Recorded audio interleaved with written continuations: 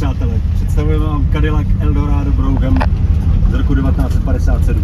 Absolutně šílená reakce na koncernový boj mezi Fordem a GM. Byla to reakce na Lincoln Continental z roku 56, který byl absolutní bomba. Po druhé světové válce se poprvé objevil stroj, který byl nad chápáním všech uživatelů, a tohle byla reakce GM. Ty chtěli udržet své prvenství na výsluně luxusních vozidel, tak udělali tady tuhle věc. Vyrobeno v Itálii pod Pininfarinou s věcma, které byly v té době nad mechanické chápání, pneumatické pérování, elektrické otvírání, zavírání kufru. Neskutečný komfort. Bohužel za cenovku, která byla taky nad chápání. Bylo to $14 300. Ve své době jste byl za to schopen koupit Goldwinga nebo 3 Speedstry.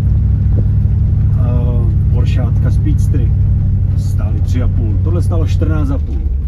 Za to si můžete koupit, za to jste si mohli koupit farmu.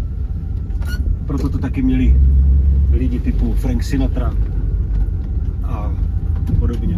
A vidíte, roku 57, tady s tím vítám po trávě, jak kdybych to ukradl.